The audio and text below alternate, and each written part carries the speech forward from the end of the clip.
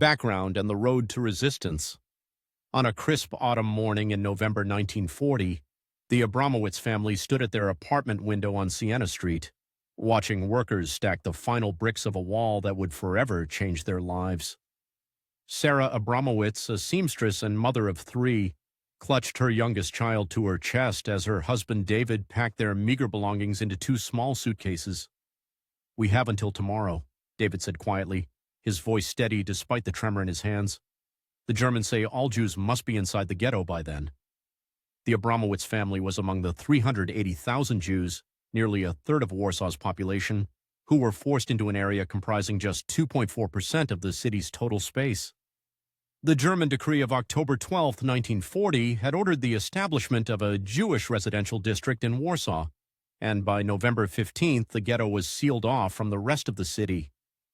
The wall that enclosed them stood over 10 feet high, topped with barbed wire and closely guarded to prevent movement between the ghetto and the rest of Warsaw.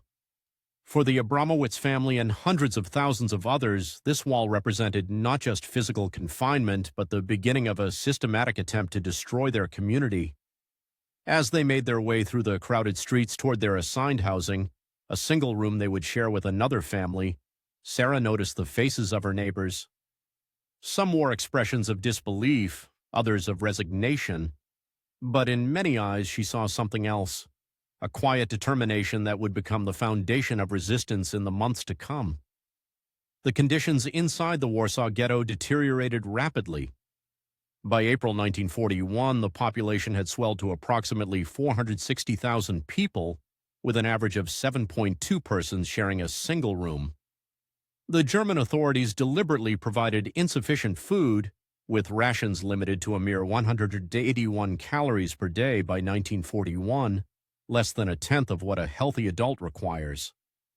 Janina Dawidowitz, who was 11 years old when the ghetto was sealed, later recalled, "We cooked on sawdust between two bricks and fetched water from a communal tap.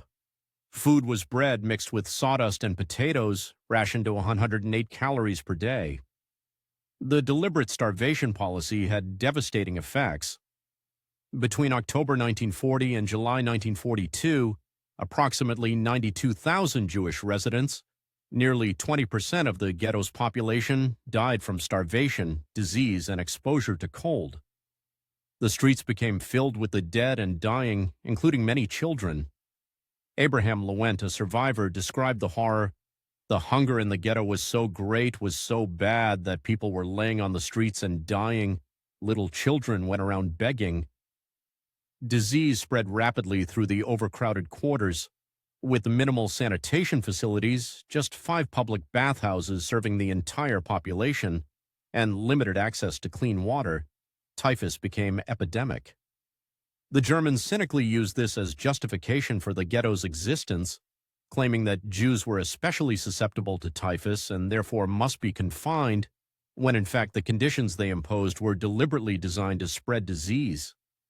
Leah Hammerstein Silverstein, another survivor, described the devastating impact of starvation. "People were dying in the streets. You would walk by and see people just lying there. Nobody had the strength to bury them."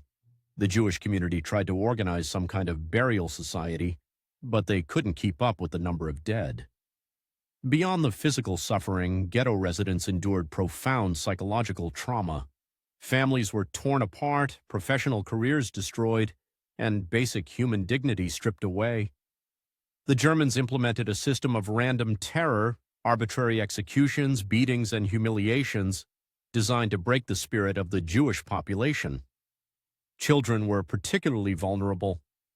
Of the approximately 460,000 ghetto inhabitants at its peak, about 85,000 were children under the age of 14.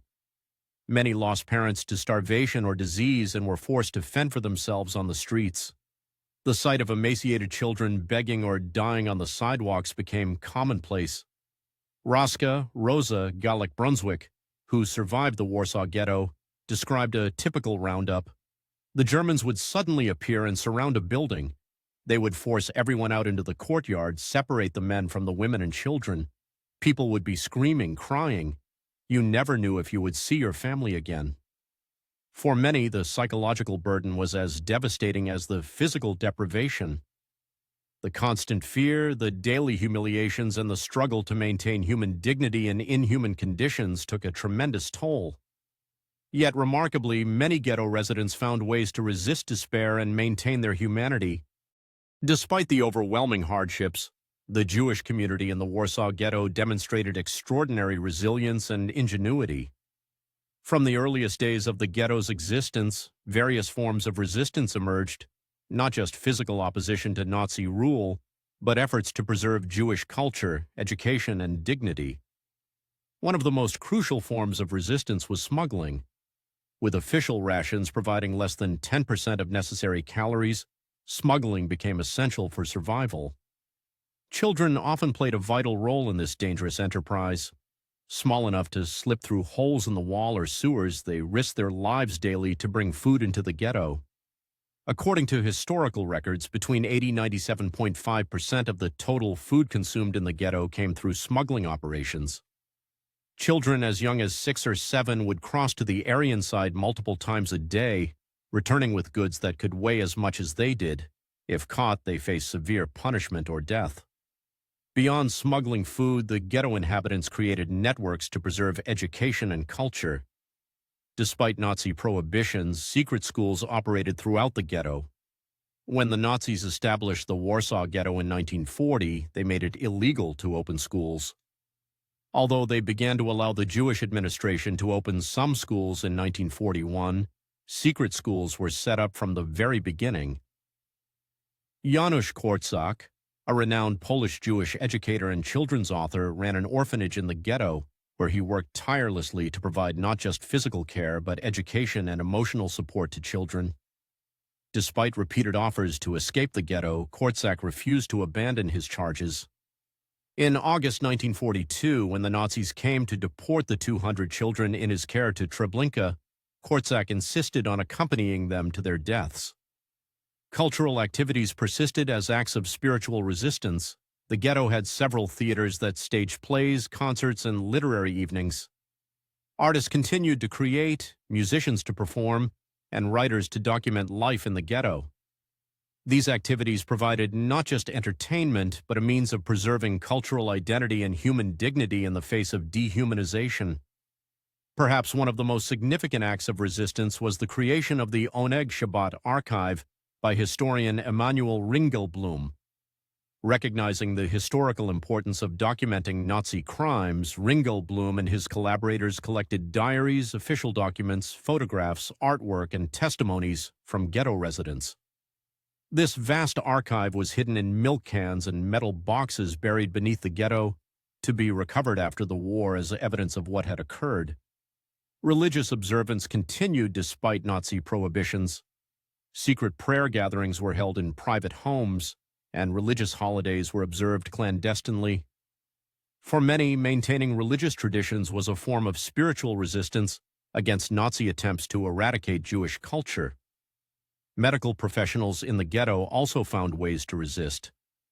In May 1941, under the guise of sanitary courses in fighting epidemics, Jewish doctors established a secret medical school in the Warsaw Ghetto. For 15 months, approximately 500 students received medical education through this clandestine institution. Faculty and students risked their lives to continue medical education, seeing it as both practical resistance and a way to maintain intellectual life.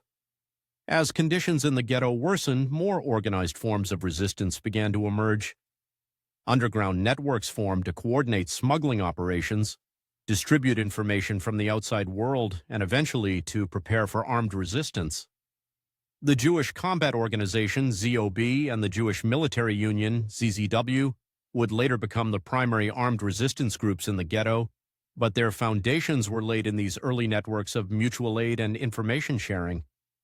Vladka Mead, who became an active courier for the Jewish underground, described how these networks operated. We created a system where information could pass from one person to another without direct contact. A message might change hands 5 or 6 times before reaching its destination. We had to be extremely careful. One mistake could mean death not just for yourself, but for dozens of others. These underground networks also maintained connections with the Polish resistance outside the ghetto walls. Though relations between Jewish and Polish resistance groups were often complicated by anti-Semitism, some Polish resistance members provided crucial assistance, smuggling weapons and information into the ghetto. By late 1941, as news of mass killings of Jews in other parts of Poland began to reach Warsaw, these networks became increasingly focused on preparing for the possibility of armed resistance. Young people, particularly those affiliated with Zionist and socialist youth movements, began to discuss the need for organized self-defense. As 1941 drew to a close and the Warsaw Ghetto entered its second year of existence, the situation for its inhabitants had become desperate. Starvation and disease claimed thousands of lives each month. The streets were littered with the dead and dying, and deportations to labor camps had already begun. Yet amid this suffering, the seeds of resistance had been planted. Through smuggling operations, underground schools, cultural activities, and mutual aid networks, the Jews of Warsaw demonstrated that their spirit remained unbroken. These early acts of defiance, often simple efforts to maintain humanity in inhuman conditions, would eventually grow into more organized resistance, culminating in the Warsaw Ghetto Uprising of 1943. For the Abramowitz family and hundreds of thousands of others trapped behind the ghetto walls, daily life was a constant struggle for survival. But even in these darkest hours, many found ways to resist, not just physically, but spiritually and intellectually. As Sarah Abramowitz told her children each night before they slept in their crowded room, "They may control our bodies, but our minds and hearts remain our own." This spirit of resistance, born in the earliest days of the ghetto, would become the foundation for one of the most significant acts of Jewish defiance during the Holocaust. Though the Warsaw Ghetto would eventually be destroyed and most of its inhabitants murdered, the courage and dignity displayed by its residents stand as a testament to the indomitable human spirit in the face of unimaginable evil. The formation of the ZDW and ZOB. The Warsaw Ghetto Uprising stands as one of the most significant acts of Jewish resistance during the Holocaust. At its heart were two distinct organizations, the Żydowska Organizacja Bojowa, ZOB, Jewish Fighting Organization, and the Żydowski Związek Wojskowy, ZZW, Jewish Military Union. These groups emerged from different ideological traditions but shared a common goal: to resist Nazi extermination.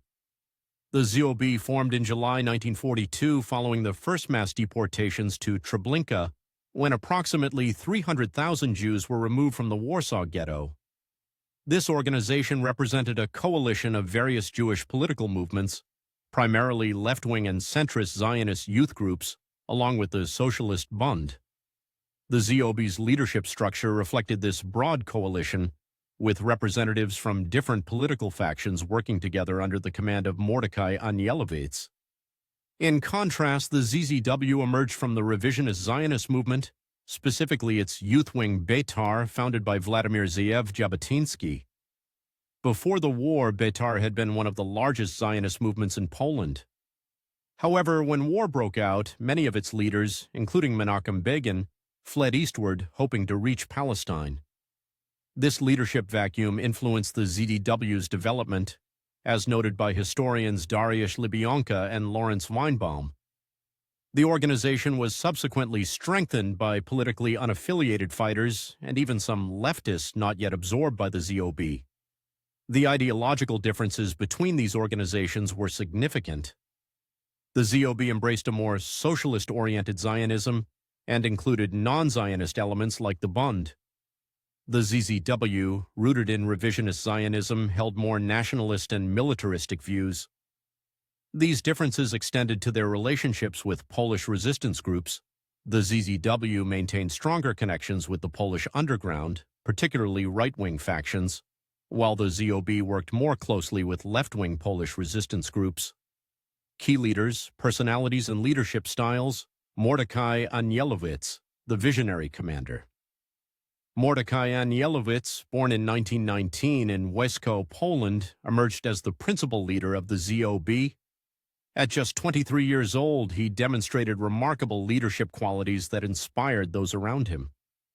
Before the war, Anielewicz attended a Hebrew secondary school and was active in Hashomer Hatzair, a socialist Zionist youth movement. When Germany invaded Poland, Anielewicz escaped to Vilna, now Vilnius, which had been annexed by the Soviet Union. He eventually returned to Warsaw, where he established an underground newspaper called Neged Hazarem, Against the Stream, and organized cultural and educational activities. Anielewicz was away from Warsaw during the first mass deportations in the summer of 1942, spreading educational and political ideas in Western Poland. Upon his return, he took command of the ZOB and demonstrated both tactical intelligence and moral courage. His leadership style combined idealism with pragmatism. He understood the dire reality of their situation but maintained that resistance, even if futile, was morally necessary. In a letter written during the uprising, Anielewicz expressed the fighters' determination, "What happened is beyond our dreams. The Germans ran twice from the ghetto. One of our groups held out for 40 minutes and another for more than 6 hours." Anielewicz died on May 8, 1943, when the Germans discovered the ZOB headquarters at Mila 18. Rather than surrender, he and many of his comrades took their own lives. Pavel Frankiel, the enigmatic commander. Pavel Frankiel, sometimes spelled Frankel, born around 1920 in Warsaw, remains one of the most important yet least documented leaders of the Warsaw Ghetto Uprising. At 18, he joined the revisionist Zionist youth movement, Beitar. Following the German occupation, he became a senior commander in the ZZW. Frankiel's exact role within the ZZW has been a subject of historical debate. Some accounts suggest he was one of the deputies to ZZW commander Dawid Morisi Apfelbaum, while others indicate he was the organization's overall leader. Recent historical research by Libyanka and Weinbaum suggests that Apfelbaum may not have existed at all, and that Frankiel, along with Leon Rodel, a well-known Yiddish journalist and revisionist activist, were the actual commanders of the ZZW. What is known is that Frankiel personally commanded fighters during the uprising and was particularly active in the battles around Muranowski Square, where the ZZW maintained its headquarters. Unlike Anielewicz, Frankiel had military experience, which influenced the ZZW's more conventional military approach to resistance. He is believed to have been killed during the uprising, though accounts differ as to the exact circumstances of his death. Zivia Lubetkin, the resilient leader, Zivia Lubetkin, 1914 to 1978, was one of the key figures in the Dror Hehelutz movement in occupied Poland, and among the few senior leaders of the Warsaw Ghetto Uprising to survive. As one of the founders of the ZOB, she played a crucial role in coordinating resistance activities. Lubetkin's leadership style emphasized collective decision-making and practical action. She was instrumental in maintaining connections between different resistance cells and with the Polish underground. During the uprising, she fought alongside male combatants, challenging gender norms of the time. After the suppression of the uprising, Lubetkin escaped through the sewers with a group of fighters led by Simcha Rotem. Her survival allowed her to provide first-hand testimony about the uprising, which significantly shaped its historical narrative.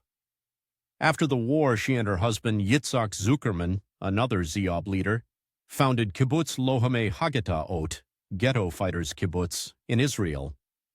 Dawid Wodowinski, the intellectual leader. Dr. Dawid Wodowinski, a psychiatrist and leader of the right-wing Zionist revisionist movement in Poland, was another significant figure in the ZZW. Unlike some of the younger commanders, Wodowinski brought intellectual depth and political experience to the resistance. As chairman of the revisionist party in Poland before the war, Wodowinski had connections that proved valuable for the ZZW's operations. His leadership style emphasized discipline and military organization, reflecting the revisionist movement's more militaristic approach. Wodowinski survived the war and later wrote, "And We Are Not Saved," providing one of the few first-hand accounts of the ZZW's activities during the uprising.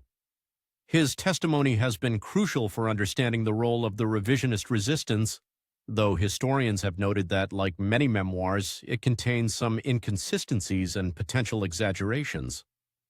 The formation of unified resistance in the Warsaw Ghetto faced numerous challenges.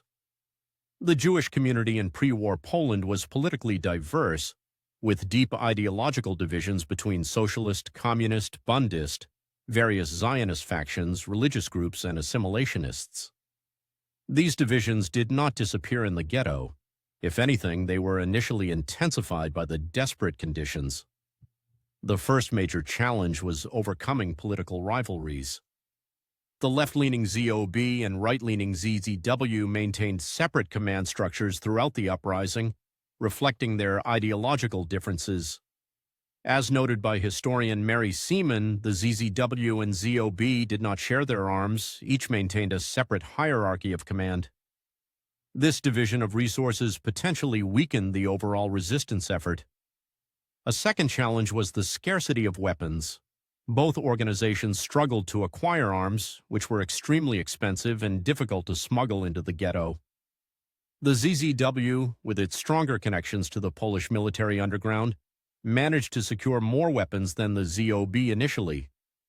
According to Emanuel Ringil-Blum, who visited the ZZW headquarters before the uprising, the group had a substantial arsenal and supply of German uniforms, all of which was used to the full in the April action. A third challenge was the psychological barrier to resistance.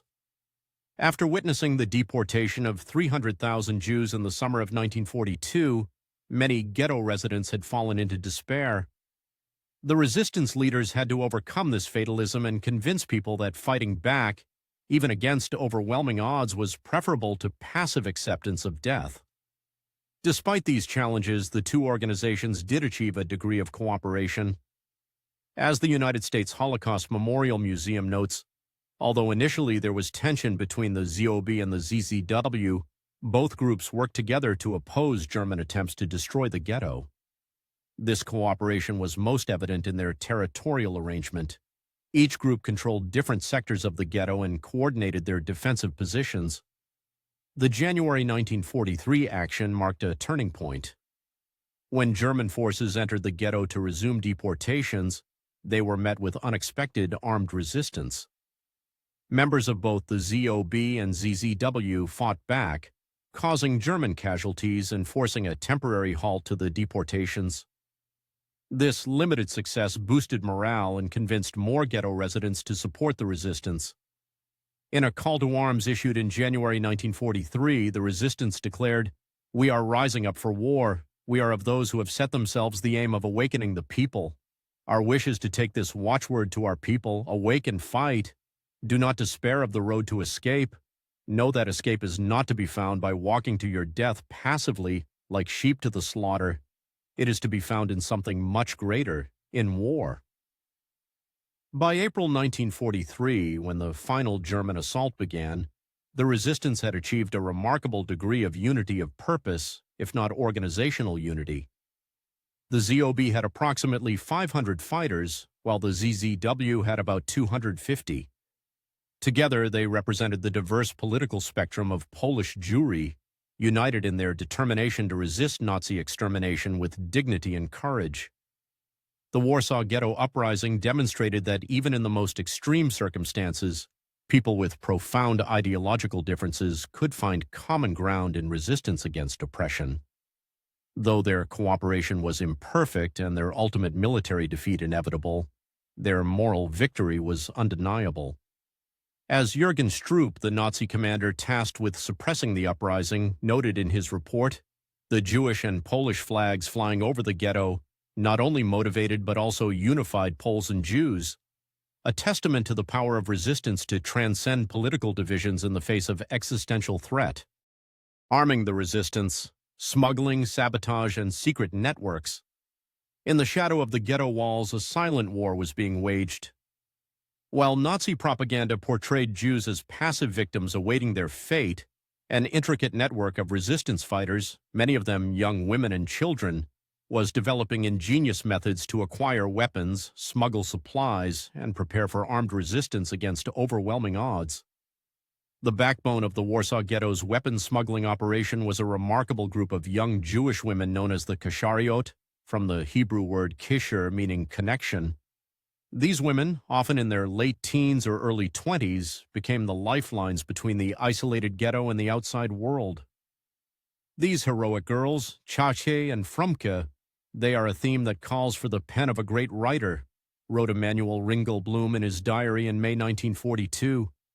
Boldly, they travel back and forth through the cities and towns of Poland. Without a murmur, without a moment of hesitation, they accept and carry out the most dangerous missions. The Khazariot had several natural advantages that made them ideal for smuggling operations. Unlike Jewish men who could be easily identified through forced examinations for circumcision, women had no physical markers of their Jewish identity. Many had attended Polish secular schools rather than religious ones, giving them fluent, accent-free Polish and familiarity with Catholic customs that allowed them to pass as non-Jews. Frumka Plotnicka, nicknamed Die Mame, Yiddish for the mama, was the first courier to smuggle weapons into the Warsaw Ghetto. Her method was deceptively simple but effective, hiding pistols at the bottom of a sack of potatoes. As the resistance grew more sophisticated, so did their smuggling techniques. Havka Folman Robin, another courier who was only 16 when she began her dangerous work, later recalled how she and Tama Schneiderman smuggled grenades into the ghetto by hiding them in their underwear. The risk was immense, discovery meant certain death, but these young women moved with a determination that belied their age. The acquisition of weapons required both creativity and courage. Most firearms came through complex chains of transactions, often originating from German weapons storehouses. One of the soldiers used to steal and sell them, explained Renia Kukielka, a 19-year-old courier. Then another sold them. We got them from perhaps the fifth hand. Sources for weapons included German army bases, weapons repair shops, factories where Jews worked as forced laborers, farmers, the black market, and even German soldiers who sold guns they'd stolen from Russians. After Germany's defeat at Stalingrad in 1943, some demoralized German soldiers sold their own weapons for money. The methods of smuggling these precious tools of resistance were as varied as they were ingenious. Vladka Mead, a courier who operated on the Aryan side of Warsaw, smuggled her first gun by paying her landlord to put it through a hole in the ghetto wall in an area where guards were easily bribed. Some weapons were hidden in garbage trucks and ambulances that regularly entered and exited the ghetto. Others were sent through drain pipes or passed through the courthouse, which had entrances on both the Jewish and Aryan sides. Adina Blady-Swager smuggled ammunition in sacks of potatoes. When once ordered by a patrol to open her bag, it was her confident smile and casual manner that saved her life. Bronka Klebonsky transported a revolver and 2 hand grenades inside a loaf of country bread in her suitcase. When questioned by a German policeman about what she was carrying, she confessed to smuggling food, a lesser offense that diverted attention from her deadly cargo. Children played a crucial role in the ghetto's smuggling operations. Their small size allowed them to slip through narrow openings in the ghetto walls, drainage pipes, and other passages that adults couldn't navigate. More importantly, they often aroused less suspicion from German guards. 10-year-old children would squeeze through holes in the ghetto wall or crawl through sewers, returning with loaves of bread strapped to their bodies. Some children as young as 7 became regular smugglers, supporting entire families through their dangerous work. One survivor recalled, "Children were often used because they could squeeze through small openings and were less likely to be searched thoroughly. They were our little heroes, though many paid with their lives." The Germans eventually recognized this tactic and began to target children smugglers. Signs were posted warning that children attempting to cross the wall will be shot, and many were. Yet despite the danger, the smuggling continued, driven by both necessity and the growing determination to resist. By the time of the Warsaw Ghetto Uprising in April 1943, the Jewish resistance had managed to accumulate a modest but significant arsenal. According to SS General Jürgen Stroop's official report after the uprising was crushed, the captured weapons included 7 Polish rifles, 1 Russian rifle, 1 German rifle, 59 pistols of various calibers, several hundred hand grenades, including Polish and homemade ones, several hundred incendiary bottles, homemade explosives, infernal machines with fuses, This inventory, while impressive given the circumstances, reveals the severe limitations under which the resistance operated. The fighters had to make do with whatever they could acquire, often manufacturing their own weapons when commercial ones weren't available. The Jewish fighters learned to create bombs and grenades out of pipes, coal powder, and sugar. They studied chemistry to improve their homemade explosives, and in time, the bombs they made were reportedly better than ones they purchased elsewhere. Despite occasional assistance from the Polish underground, the Jewish resistance in Warsaw was largely isolated in its struggle. The Polish Home Army, Armia Krajowa, provided some weapons and training beginning in December 1942, but these contributions were limited by both the Home Army's own scarcity of supplies and by anti-Semitism within some segments of the Polish resistance. Mordecai Anielewicz, the commander of the Jewish combat organization ZOB, wrote in his last letter, "The dream of my life has come true. Jewish self-defense in the Warsaw Ghetto has become a fact. Jewish armed resistance and retaliation have become a reality. I have been witness to the magnificent heroic struggle of the Jewish fighters. This heroic struggle was made possible by the intricate network of smugglers, saboteurs, and secret operatives who risked everything to arm the resistance. Their story is one of extraordinary courage in the face of overwhelming odds, a testament to the human spirit's refusal to surrender to tyranny, even when victory seemed impossible. As one survivor later reflected, we knew we couldn't win, but we also knew we couldn't let the Germans choose the time and place of our deaths. If we were to die, we would die with dignity, as fighters, not as victims." The Nazi deportations and the final spark. In the summer of 1942, the Warsaw Ghetto experienced what would later be known as the Great Deportation, or Grossaktion Warsaw. Between July 22 and September 21, 1942, approximately 265,000 Jews, more than three-quarters of the ghetto's population, were deported to the Treblinka death camp and murdered. This mass deportation transformed the ghetto from an overcrowded prison into a ghost town of empty streets and abandoned buildings. Chaim Kaplan, who kept a detailed diary of life in the ghetto, wrote of the aftermath, "The terrible events have engulfed me. I have no words to express what has happened to us since the day the expulsion was ordered. With one stroke of the pen, the face of Warsaw was changed. They made an end to its peddlers. Its beggars and paupers and dawn and outers were collected. Its stores were closed. Its streets were emptied. Everywhere there is the silence of the graveyard." The Germans used deception to facilitate the deportations. They promised that anyone who voluntarily reported for transfer to a labor camp would receive 3 kilograms of bread and 1 kilogram of jam. This promise led many starving Jews to report to the Umschlagplatz, the collection point for deportations, of their own accord. But after a few days, as word spread about the true nature of these transfers, the flow of volunteers ebbed. The Germans then resorted to brutal house-by-house searches, rounding up Jews at gunpoint. Peretz Opochinski, a member of the Oneg Shabbat underground archive, captured the haunting emptiness that followed. In the desolate ghetto, one hears each night the howling of the last dog, a hoarse, choked bark. This orphaned cry of the last dog sends shivers down one's spine. While at night, a man tosses in his sleep, the dog's cry echoes like the howl of 1,000 desolations, the cry of an orphaned dog against the backdrop of an abandoned city.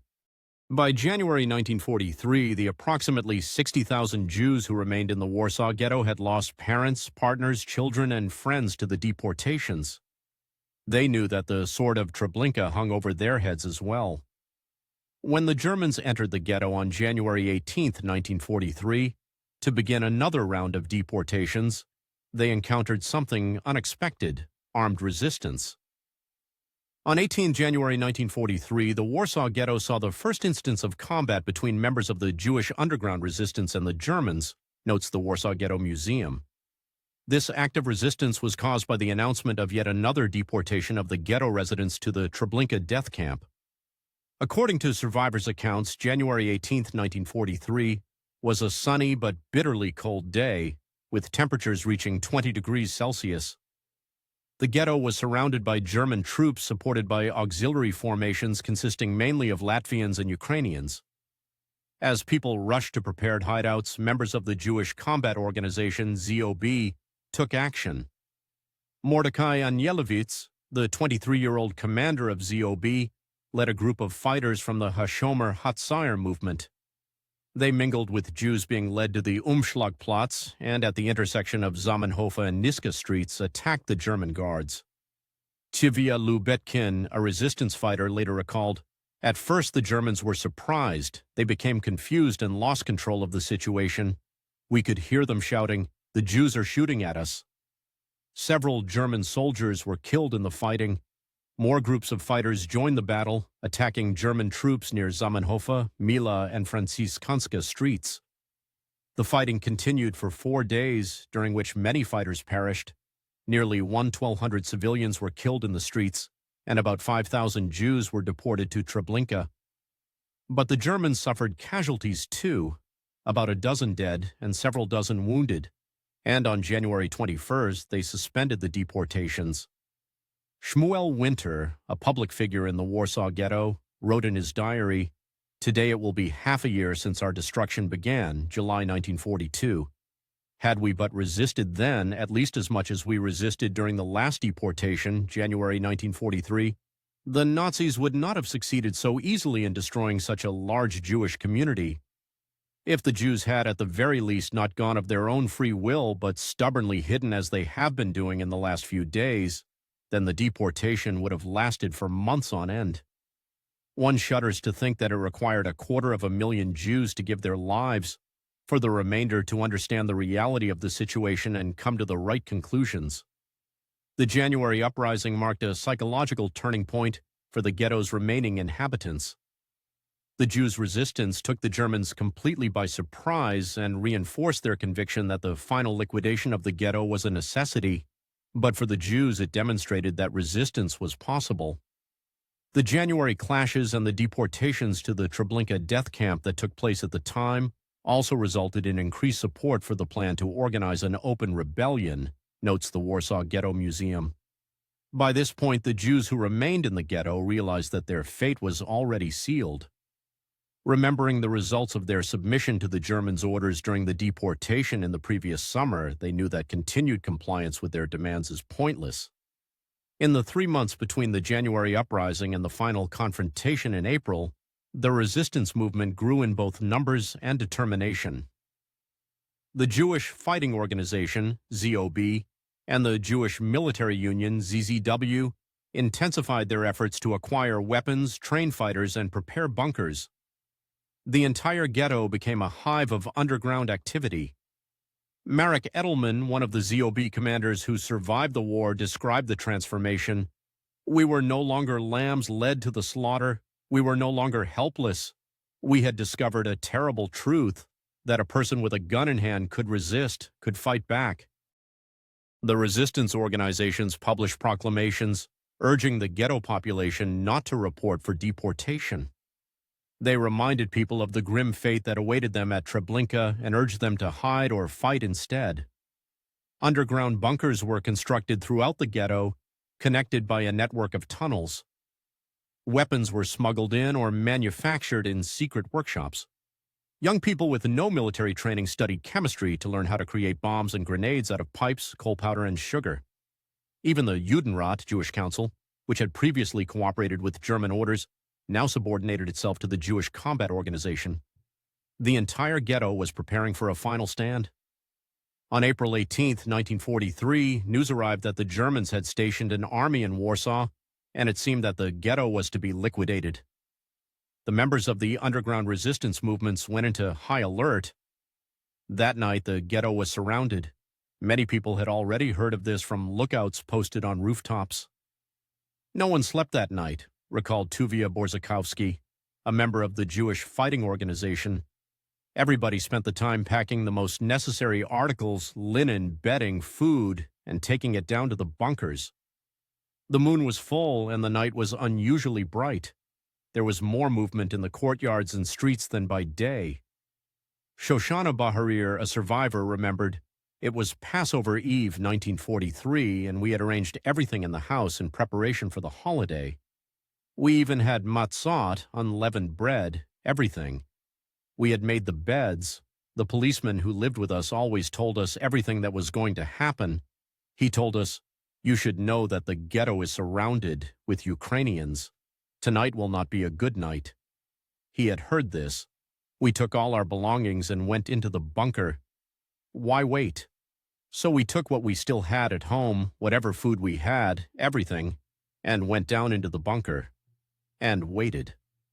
On April 19th, 1943, Passover Eve, the Germans entered the ghetto. This time they faced not a disorganized and spontaneous resistance, but a coordinated uprising by fighters who had spent months preparing for this moment. The Warsaw Ghetto Uprising, the largest single act of Jewish resistance during the Holocaust, had begun. Tuvia Borzakowski described a Passover Seder taking place in Rabbi Eliezer Meisel's apartment even as the fighting began.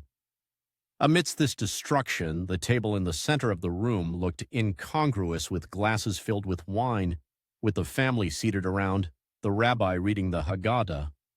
His reading was punctuated by explosions and the rattling of machine guns. The faces of the family around the table were lit by the red light from the burning buildings nearby.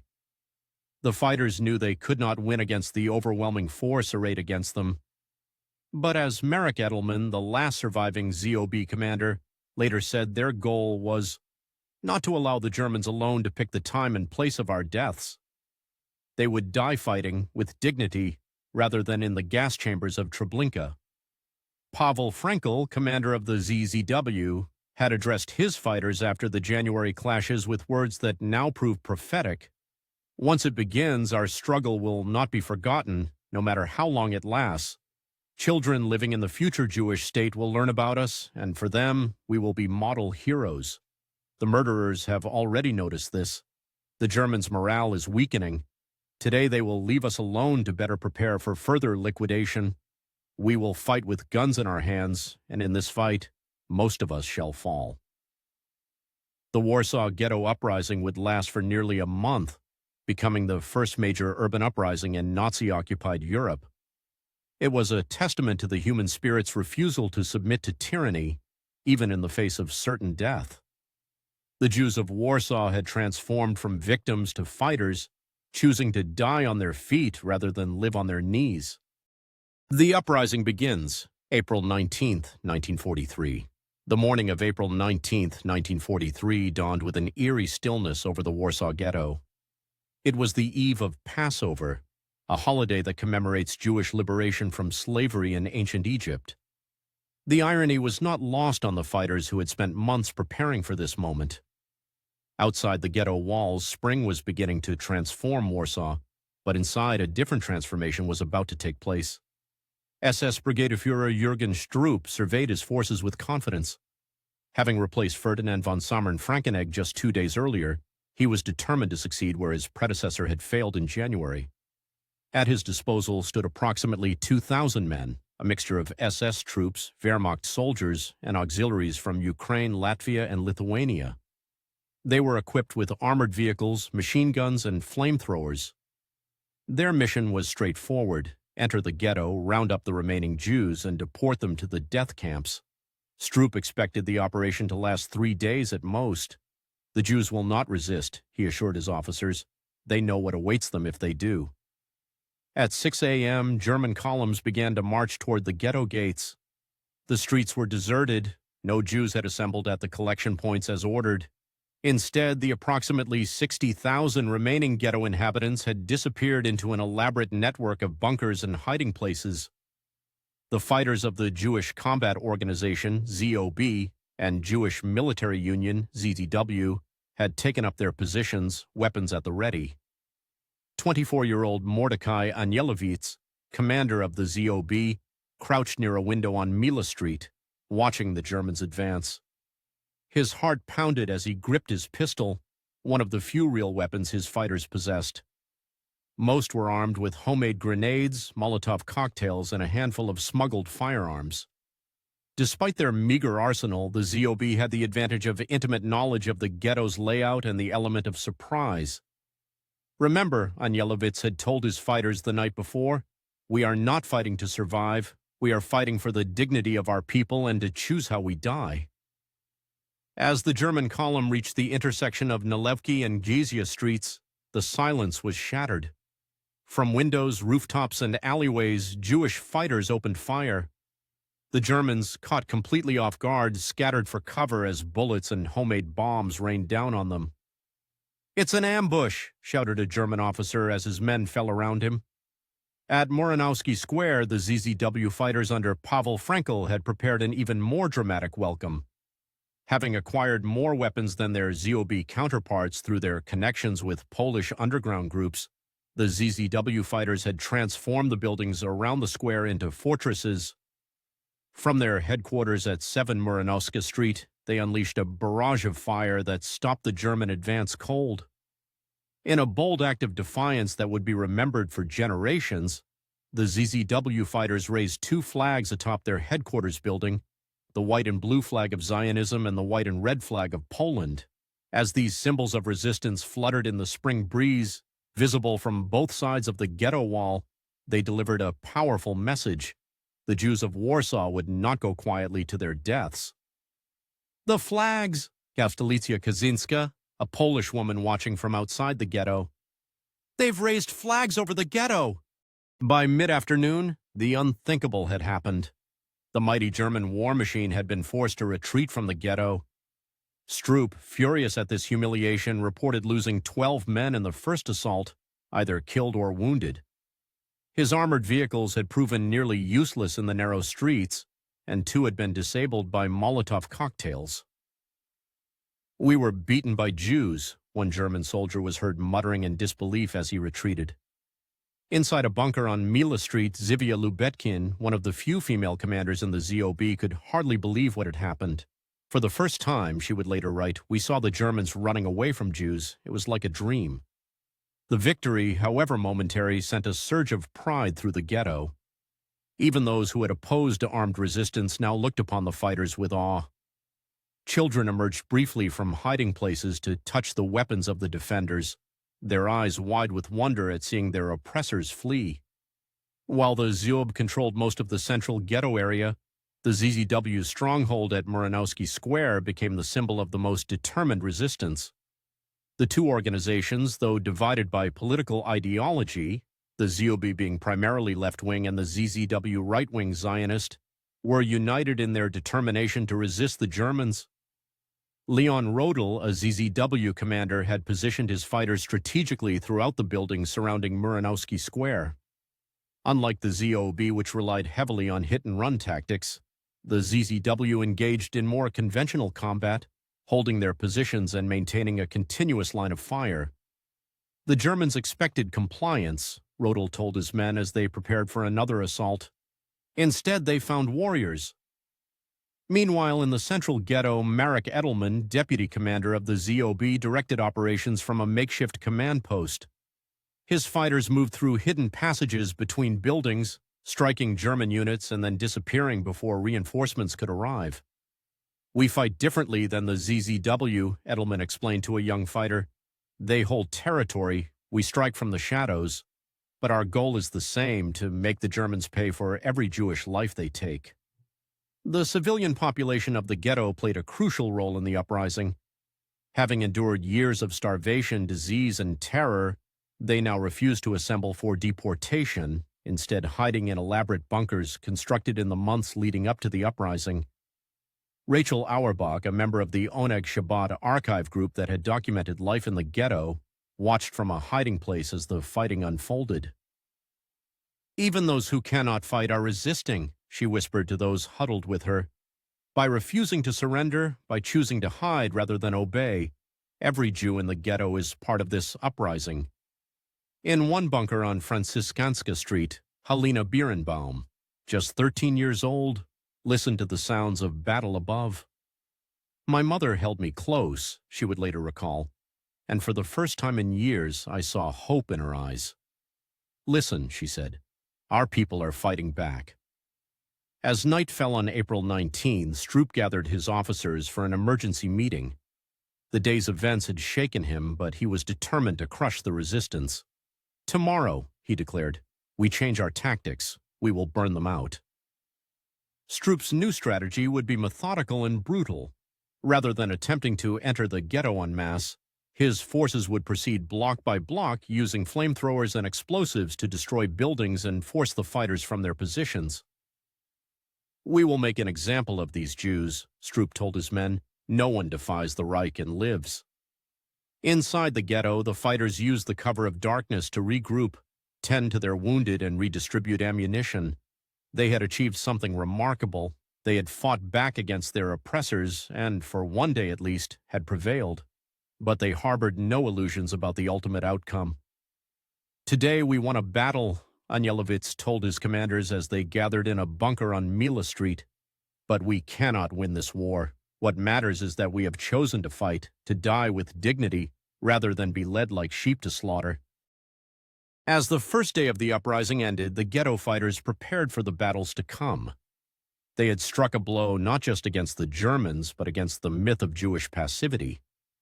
Whatever happened in the days ahead, April 19th, 1943, would forever stand as a testament to Jewish resistance and courage in the face of overwhelming odds.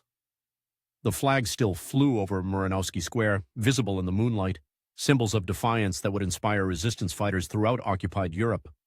The Warsaw Ghetto Uprising had begun, and the world would never forget it. The German response: fire, gas, and total destruction. The morning of April 23, 1943, marked a turning point in the Warsaw Ghetto Uprising. SS Brigadeführer Jürgen Stroop, who had replaced Ferdinand von Sommern-Frankenegg after the initial German failures, received direct orders from Heinrich Himmler through the higher SS and police Führer for the East in Krakow. The directive was unambiguous.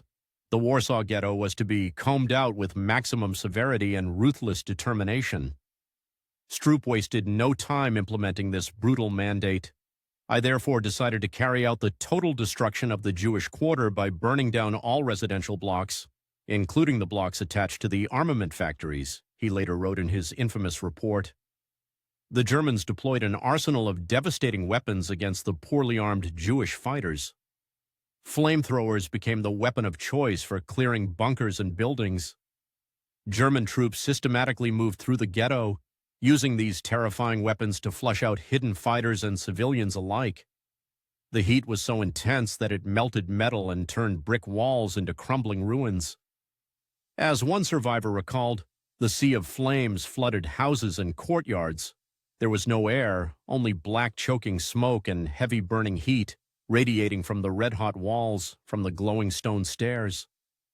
Artillery pieces were positioned at strategic points around the ghetto perimeter, allowing the Germans to bombard buildings from a distance. The thunderous explosions of shells tore through structures, collapsing walls and ceilings on those hiding inside. When conventional artillery proved insufficient, the Germans brought in heavier weapons. According to Stroop's own report, such a center of resistance in an army accommodation office had to be attacked as early as the second day of the action by an engineers unit equipped with flamethrowers and by artillery. Perhaps most horrifying was the Germans' use of gas. When fighters refused to emerge from bunkers, the SS troops would seal all exits and pump poisonous gas inside. This tactic proved particularly effective against the elaborate underground network of bunkers and tunnels that the Jewish resistance had constructed. Many fighters and civilians died of asphyxiation, never having fired a shot or seen their attackers. Despite facing this overwhelming force, the Jewish fighters displayed remarkable resilience. Marek Edelman, one of the few surviving commanders of the ZOB, later explained their mindset. "We knew perfectly well that we had no chance of winning. We fought simply not to allow the Germans alone to pick the time and place of our deaths." The fighters adapted their tactics to counter the German onslaught. When buildings were set ablaze, they would move through pre-planned escape routes to new positions. Some fighters wrapped wet cloths around their faces to combat the effects of smoke and gas. Others would wait until German troops entered a building before attacking from hidden positions, maximizing the effect of their limited ammunition. Women fought alongside men with equal determination. According to Stroop's own report, During the armed resistance, females belonging to the fighting units were armed in the same way as the men. It was no rarity for these females to fire pistols with both hands. It happened again and again that they kept pistols and hand grenades hidden in their bloomers up to the last moment in order to use them against the men of the Waffen-SS, police, and Wehrmacht. Even as their positions were overrun, many fighters refused to surrender. Some continued firing until their ammunition was exhausted, then committed suicide rather than be captured. Others attempted daring escapes through the sewer system to continue the fight elsewhere. One of the most symbolic battles took place at Muranowski Square, a key stronghold of the Jewish Military Union, ZW. The square had become a powerful symbol of resistance after fighters raised both the Polish national flag and the blue and white Zionist flag atop a building at 7 Muranowska Street. The sight of these flags flying defiantly over the ghetto infuriated the Germans. Stroop himself mentioned them in his report, and they became a priority target. For several days, the ZZW fighters under Pavel Frankel's command held this position against repeated German assaults. The battle for Muranowski Square began immediately after the uprising started on April 19th and continued for at least 3 days. According to historian Emanuel Ringelblum, the ZZW fighters at Muranowski Square were exceptionally well armed, with various weapons displayed on the walls of their headquarters.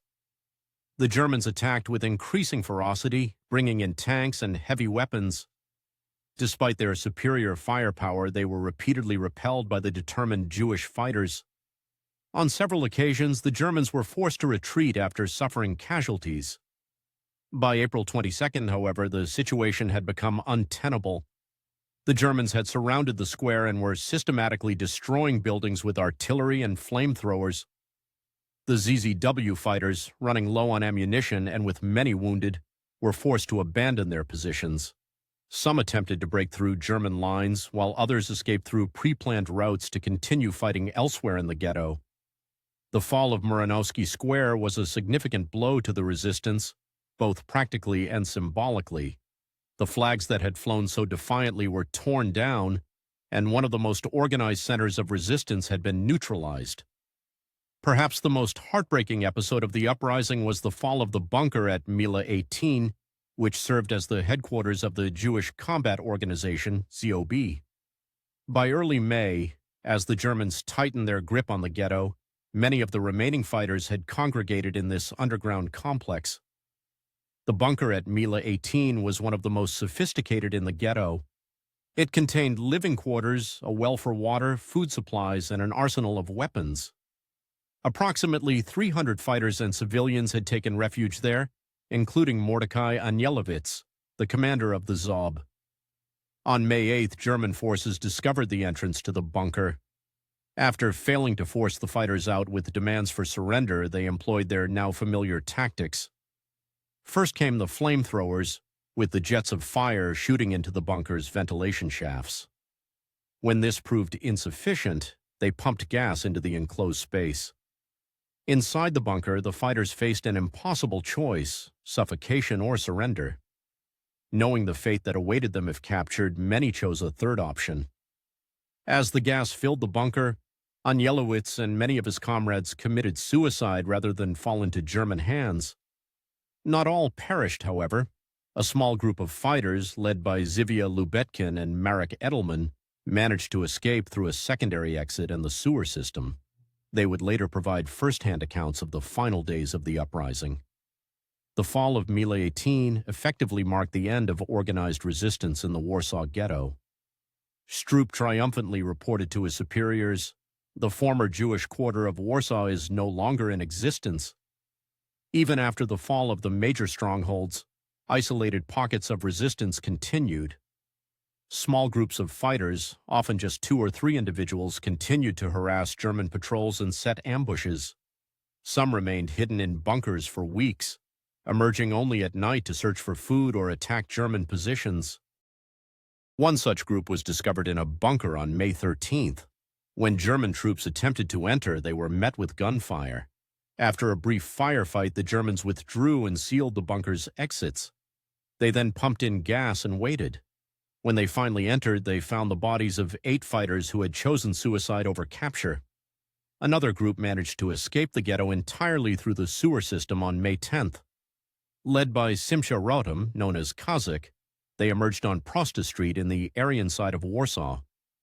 Stroop noted this escape in his report with evident frustration. One such fighting unit succeeded in climbing out of the sewer through a manhole in so-called Prosta Street, and to get onto a truck and escape with it, about 30 to 35 bandits. By May 16, 1943, Stroop felt confident enough to declare the operation complete. In his final report, he wrote, "The Warsaw Ghetto is no more." To symbolize this victory, he ordered the destruction of the Great Synagogue of Warsaw, which had stood outside the ghetto but represented Jewish presence in the city. The magnificent building was dynamited and burned to the ground. The cost in human lives was staggering. According to Stroop's own report, 56,065 Jews were captured during the operation. Of these, approximately 7,000 were killed in the ghetto, while nearly 7,000 more were deported to the Treblinka death camp for immediate extermination. The remainder were sent to labor camps where most would eventually perish. The German forces also suffered losses, though far fewer. Stroop reported 17 killed and 93 wounded, though Jewish sources estimated German casualties at closer to 300. Whatever the true figure, it represented a remarkable achievement for the poorly armed Jewish fighters against a modern military force. The physical destruction was total. Block by block, the Germans had reduced the ghetto to rubble. Buildings that had once housed hundreds of thousands of people were now smoking ruins. The systematic demolition continued even after the fighting had stopped, with the Germans determined to erase all evidence of the ghetto's existence. Yet despite this apparent victory, the Germans had failed in their ultimate objective. They had intended to liquidate the ghetto quickly and quietly, but instead faced the first urban uprising in occupied Europe. The Jewish fighters, knowing they could not win, had nevertheless chosen the time and manner of their resistance. In doing so, they had written a chapter of heroism that would inspire resistance movements throughout occupied Europe and beyond. As Marek Edelman, one of the few survivors of the command staff, later reflected, "We knew that the struggle was doomed, but we wanted to choose the kind of death we would die. We wanted to die as human beings." On May 16, 1943, SS Brigadier General Jürgen Stroop declared with cold finality, "The Jewish quarter of Warsaw is no more." This pronouncement marked the official end of the Warsaw Ghetto Uprising, but the human tragedy continued long after the fighting ceased. The aftermath revealed both the physical devastation of what had once been home to 400,000 Jews and the profound psychological impact on both survivors and perpetrators. The Germans had systematically destroyed the ghetto through a scorched earth policy. As survivor Sonia Klein recalled, "The ghetto was in flames already, the houses were burning. Life is a very precious thing, and we said, well, either we go or we burn right here." Time magazine, May 16, 2017. The destruction was methodical and complete. Buildings were burned block by block, bunkers were blown up, and sewers were flooded to flush out hiding Jews. According to the Stroop report, the Germans' own documentation of their victory, approximately 56,065 Jews were captured during the operation. Of these, about 7,000 were killed in the ghetto during the fighting, and nearly 7,000 more were deported to the Treblinka death camp where they were immediately murdered. The report coldly notes that 5,000 to 6,000 were killed by fire and explosions. Despite Stroop's declaration of victory, hundreds of Jews remained hidden in the ruins.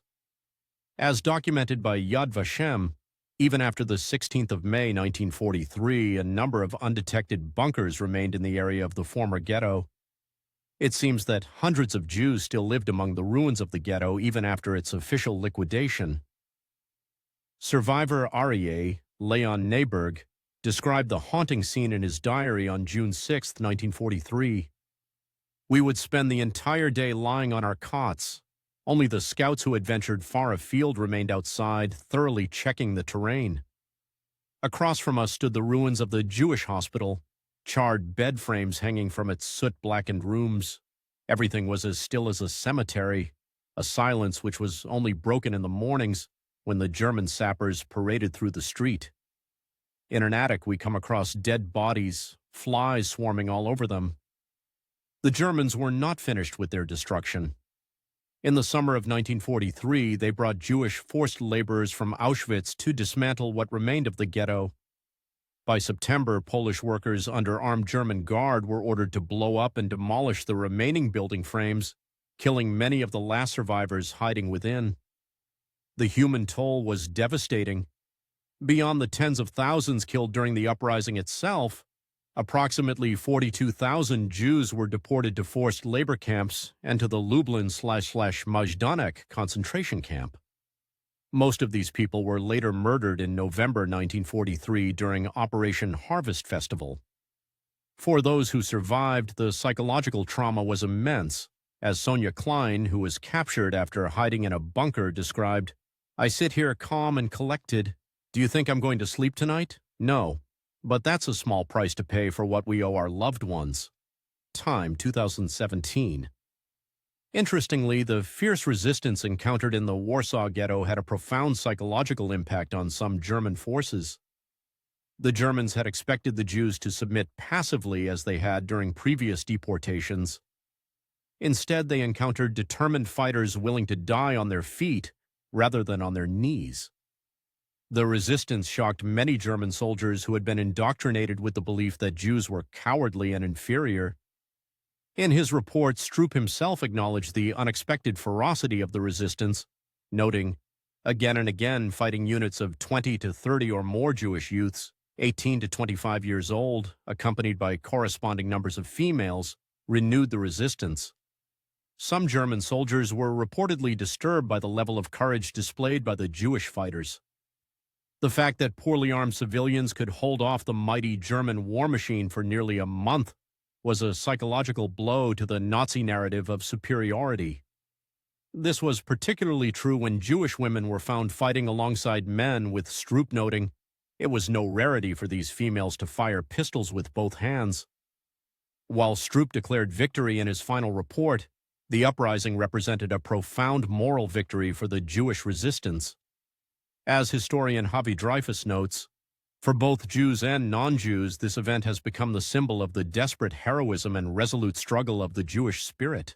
The Warsaw Ghetto Uprising was the first urban uprising in Nazi-occupied Europe and the largest act of Jewish resistance during the Holocaust. Though it ended in military defeat, it demonstrated that even in the face of overwhelming odds and certain death, resistance was possible.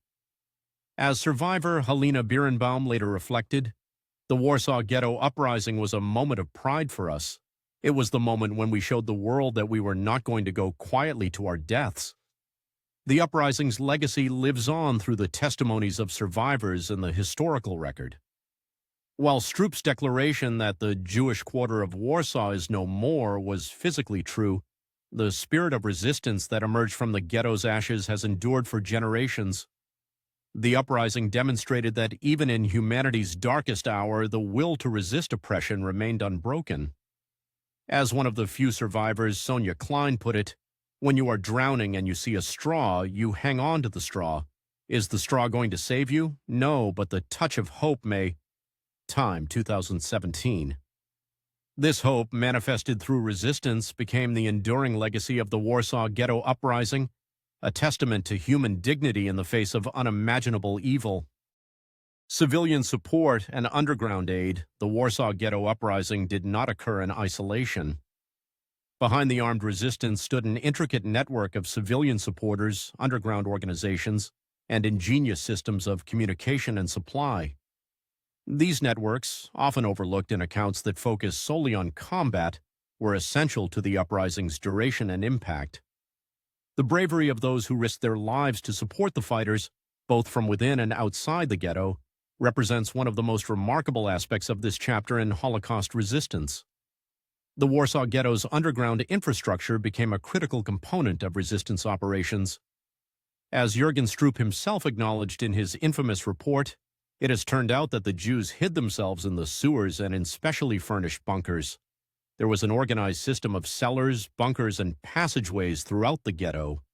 Each passage and bunker had access to the sewage network. This allowed the Jews to move freely underground. These underground passages served multiple vital functions. First, they allowed fighters to move between positions without exposing themselves to German fire. Second, they facilitated the smuggling of weapons, food, and medical supplies into the ghetto. Third, they provided escape routes for fighters and civilians when their positions became untenable. One of the most famous evacuation operations through the sewers was organized by Simcha Kazik Rotem. On May 8, 1943, with the help of two Polish Municipal Water Authority employees and Władysław Gajk, codenamed Krzyzyczek, a member of the People's Guard, Rotem led several dozen insurgents through the sewers to safety, as documented by the Warsaw Ghetto Museum. During the night from 8 to 9 May 1943, a group of several dozen insurgents descended into the sewers through the manhole in Franciszkanska Street. After spending a good few hours wandering through the maze of underground passageways, they finally reached the prearranged point. The next day, they exited the sewers into Prosta Street. From there, they were taken by a furniture van in the direction of Lomianki. Among those rescued were prominent resistance leaders including Sivia Lubetkin, Tosia Altman, Michael Rosenfeld, and Marek Edelman.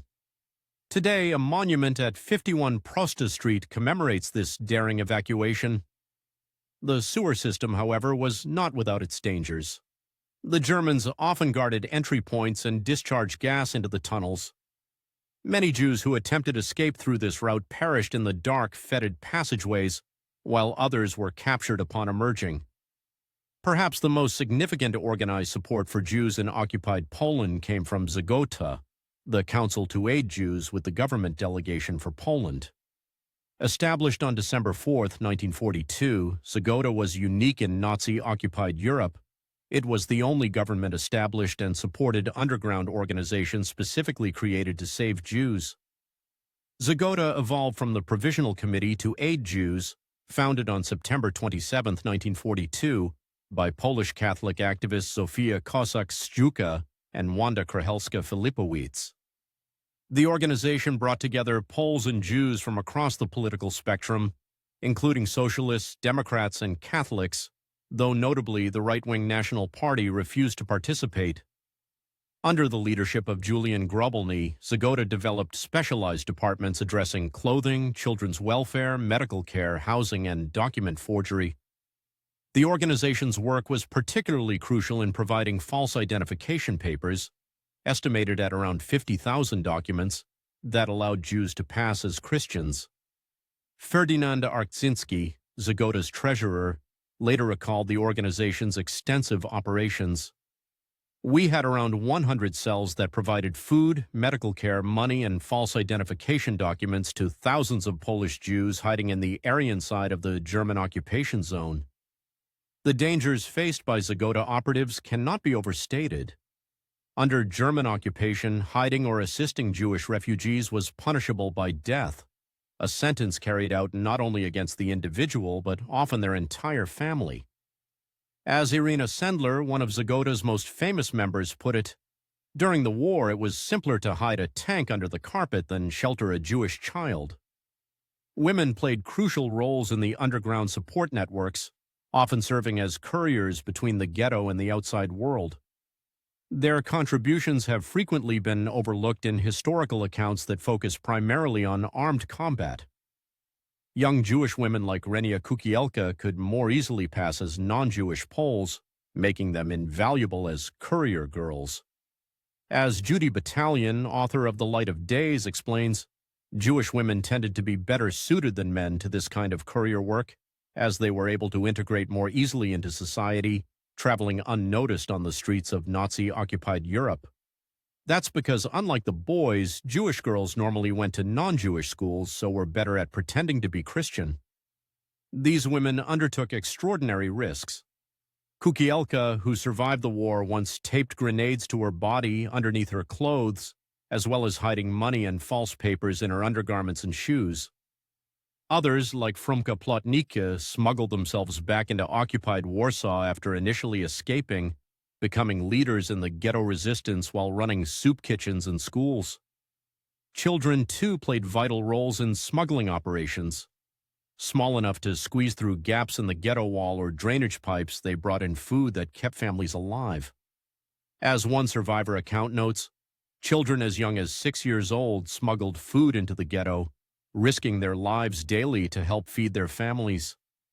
Among the most remarkable civilian supporters was Irena Sendler, a Polish Catholic social worker who, as part of Zagota, orchestrated the rescue of approximately 2,500 Jewish children from the Warsaw Ghetto.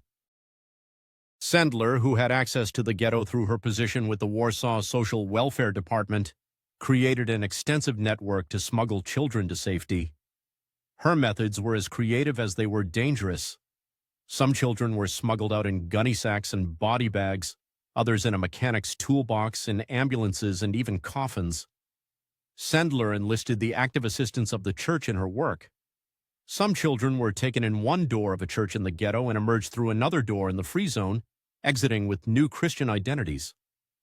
Sendler meticulously recorded the children's original identities on thin paper, which she placed in jars and buried in a friend's garden. Her hope was that after the war, the children could be reunited with any surviving family members, or at least know their true heritage. On October 20th, 1943, Sendler was arrested by the Gestapo. Despite brutal torture, she never revealed the names of her co-conspirators or the location of the lists. Sentenced to death, she was saved when Zagota members bribed German guards to release her. She continued her work under a new identity until the end of the war. The relationship between the Jewish resistance and the broader Polish underground was complex. The Home Army, Armia Krajowa, or AK, the main Polish resistance movement, provided limited but crucial support to the Jewish fighters. In October 1942, the Jewish Combat Organization, ZOB, established contact with the AK, receiving a small number of weapons, mostly pistols and explosives, OSM.org. This assistance, while significant given the scarcity of weapons, was far from adequate for the scale of resistance planned. The limitations of the support stemmed from multiple factors.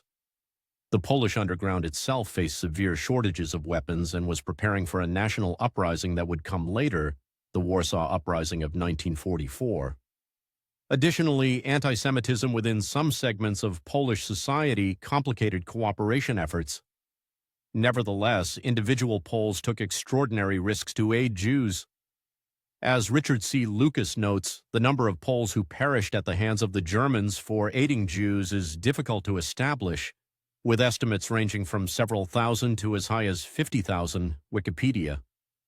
Paul R. Bartrop estimated that about 20,000 Zagota operatives were killed by the Nazis, and thousands of others were arrested and imprisoned. The extensive network of bunkers constructed throughout the ghetto played a dual role in the resistance effort. They served both as civilian shelters and as operational bases for fighters. After the January 1943 resistance, ghetto inhabitants began constructing elaborate underground shelters in anticipation of further German actions. By April 1943, researchers have identified more than 80 bunkers and shelters throughout the former ghetto area. Many of these structures were remarkably sophisticated. As one survivor, Marilla, described, "I was present in this dungeon when it was being finished and was not yet populated. I remember that at the time I had populated it in my mind and that it sent shivers down my spine to even think that it could one day be our home." Some bunkers were equipped with toilets, sleeping places, and food stocks sufficient for months of hiding. They were connected by an intricate system of tunnels that allowed movement between different areas of the ghetto without exposure to German patrols. During the uprising, these bunkers became command centers for resistance units. The most famous was at 18 Mila Street, which served as the headquarters for the ZOB. It was there that the commander Mordecai Anielewicz and many of his staff made their last stand on May 8, 1943, choosing suicide over a capture when German forces discovered their location. The price paid by those who aided the resistance was often the ultimate one. Stroop's forces systematically hunted down not only fighters but anyone suspected of providing support. The Germans employed brutal tactics against civilians found in bunkers. As Paula Elster, a ZOB fighter, witnessed, on the third day of the uprising, she witnessed human tragedies when she was trying to retreat from the fire zone with her unit. A girl, aged only 17, was dying right before her eyes. Her legs were charred. She begged with her last breath, "Kill me." Medical personnel who treated wounded fighters faced particular danger. At the hospital on Gizia Street, nurses Blimberg and Rachmanova continued caring for patients and insurgents until German forces entered the building. The patients were thrown into the fire, the newborns were massacred by smashing their heads against walls. In the maternity ward, they slit stomachs open and ripped bowels out. Almost the entire hospital staff were burned alive. Even after the official end of the uprising on May 16, 1943, hundreds of Jews continued to hide in the ruins of the ghetto. As documented by Yad Vashem, even after the 16th of May 1943, a number of undetected bunkers remained in the area of the former ghetto. It seems that hundreds of Jews still lived among the ruins of the ghetto even after its official liquidation, yadvashem.org. Survivor Aryeh, Leon Neyberg, described the haunting scene in his diary on June 6, 1943. We would spend the entire day lying on our cots. Everything was as still as a cemetery, a silence which was only broken in the mornings when the German sappers paraded through the street. In an attic, we come across dead bodies, flies swarming all over them. The support networks that sustained the Warsaw Ghetto Uprising represent one of the most profound examples of human solidarity in the face of genocidal oppression. Through sewers and tunnels, through forged documents and smuggled weapons, through the courage of women couriers and child smugglers, a community condemned to death found ways to assert its humanity and resist its executioners. The uprising itself lasted 27 days, far longer than anyone could have anticipated, in large part because of these support networks. While military victory was never possible, the moral victory achieved through this resistance was made possible by countless acts of courage, both large and small, by those who refused to abandon their fellow human beings in their darkest hour. As we reflect on the Warsaw Ghetto Uprising, we must remember not only those who took up arms, but also those who provided the conditions that made armed resistance possible. Their legacy reminds us that even in humanity's darkest moments, the light of compassion and solidarity can never be fully extinguished. Political and military support, limited but crucial. The Warsaw Ghetto fighters faced their Nazi oppressors in near total isolation, receiving only limited external support that nonetheless proved vital to their resistance efforts. Their struggle exemplifies both the tragic abandonment of European Jews during the Holocaust and the remarkable resilience of those who chose to fight despite overwhelming odds. The relationship between the Jewish resistance organizations in the Warsaw Ghetto and the Polish Home Army, Armia Krajowa or AK, was characterized by both cooperation and tension. As the largest underground resistance movement in occupied Poland, the AK provided crucial, albeit limited, assistance to the Jewish fighters. According to historian Marek Edelman, one of the few surviving commanders of the Jewish Combat Organization, ZOB, the Polish resistance was itself in its early stages when the Ghetto Uprising began. The year was 1942. The resistance movement of the Poles was just beginning at the time. The first organized act of armed resistance on the part of the Poles did not take place until March 1943. The AK did provide some weapons to the Jewish fighters, including several dozen handguns that were smuggled into the ghetto in early 1943. This assistance, while modest, was critical for the poorly armed Jewish resistance. As noted by the Jewish Virtual Library, using a small supply of weapons that had been smuggled into the ghetto, Jewish fighters fired upon German troops as they tried to round up another group for deportation during the January 1943 action that preceded the main uprising. However, tensions existed between the two resistance movements. The Polish underground feared that large-scale fighting in Warsaw would lead to brutal German reprisals against the civilian population at a time when there was no hope of outside help. As the Jewish Historical Institute notes, the cooperation of the Jewish underground with the Polish Home Army was also small. Poles feared the outbreak of large-scale fighting in the city in a situation where there was no hope of outside help. Political differences also complicated relations. The ZOB was primarily composed of left-wing activists, while the Jewish Military Union, ZZW, consisted mainly of right-wing Baader members. These ideological divisions created mutual distrust not only between Jewish and Polish fighters, but also within the Jewish resistance itself. The lack of support from the Soviet Union and Western allies must be understood within the broader geopolitical context of World War II.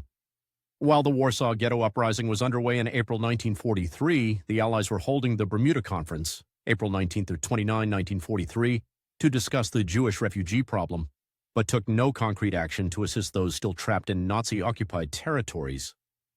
The Soviet Union, despite its proximity, offered no assistance to the Warsaw Ghetto fighters. Stalin's focus was on the broader military campaign against Nazi Germany, with little concern for the plight of Jews in occupied Poland. This pattern of Soviet inaction would be repeated more dramatically during the later Warsaw Uprising of 1944, when Soviet forces halted their advance outside the city while the Polish Home Army fought the Germans. The Western Allies, primarily Britain and the United States, were geographically distant from Warsaw and focused on the North African and Italian campaigns in early 1943. Their ability to provide direct assistance was limited by practical constraints. However, their failure to make serious diplomatic efforts to pressure Germany regarding the treatment of Jews or to prioritize bombing of rail lines to death camps reflected the low priority given to saving Jewish lives during the Holocaust.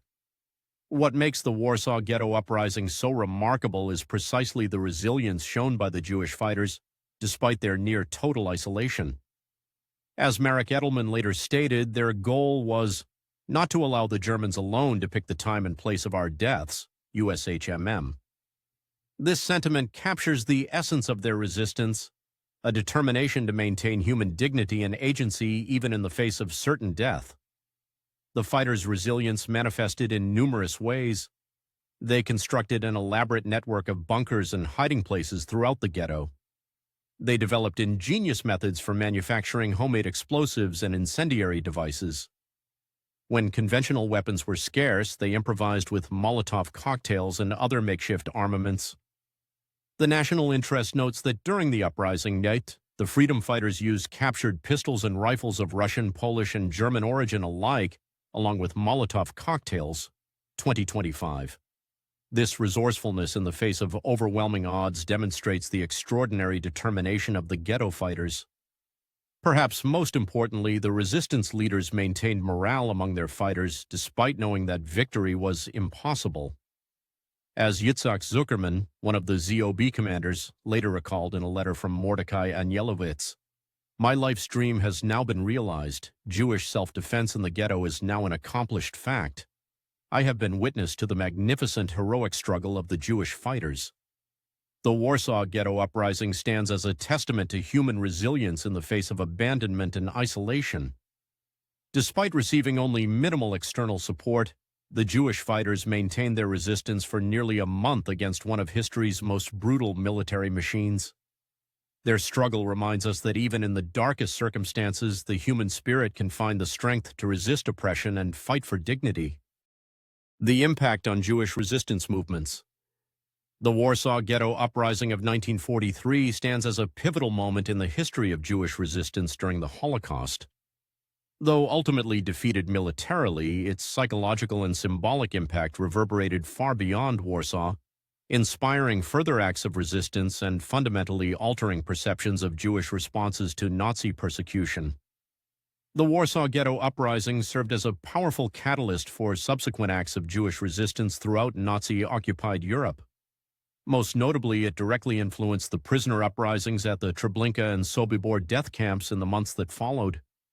At Treblinka, where hundreds of thousands of Warsaw's Jews had been murdered, prisoners launched their own uprising on August 2, 1943, just months after news of the Warsaw resistance reached them.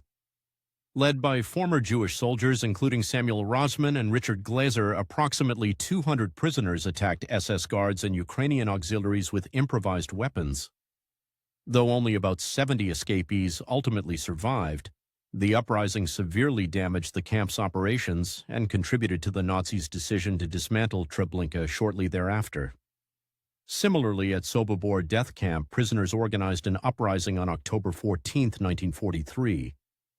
Led by Soviet Jewish prisoner of war Alexander Pechersky and Leon Feldhendler, The prisoners killed 11 SS officers and several Ukrainian guards before approximately 300 inmates escaped. Though many were recaptured or killed, about 50 survived until the end of the war. Like Treblinka, Sobibor was dismantled following the uprising, saving countless potential victims. The connection between these uprisings was not coincidental. Survivors' accounts indicate that news of the Warsaw Ghetto fighters' resistance spread through underground networks and provided both tactical lessons and psychological inspiration. As one Treblinka survivor noted, "If Jews could fight in Warsaw, we could fight here too." The Warsaw Ghetto Uprising also galvanized Jewish partisan activity throughout occupied Eastern Europe. For Jewish fighters operating in the forests of Poland, Belarus, Ukraine, and Lithuania, the Warsaw resistance provided both practical lessons and moral validation. Jewish partisan groups, which had previously faced skepticism about their fighting capabilities from non-Jewish resistance movements, gained newfound respect after Warsaw. The uprising demonstrated that Jews could and would fight effectively against overwhelming odds, challenging stereotypes of Jewish passivity. For Jewish youth in particular, the example of Mordecai Anielewicz and other young ghetto fighters provided heroic models of resistance. Many Jewish partisans later cited the Warsaw Ghetto Uprising as a turning point in their decision to take up arms rather than attempt to hide or flee. The uprising also influenced tactical approaches to resistance. The ghetto fighters' use of urban guerrilla warfare techniques, including bunkers, sewers for movement, and improvised weapons, provided valuable lessons for resistance fighters elsewhere who adapted these methods to their own circumstances. The relationship between the 1943 Jewish Ghetto Uprising and the larger 1944 Warsaw Uprising is complex but significant.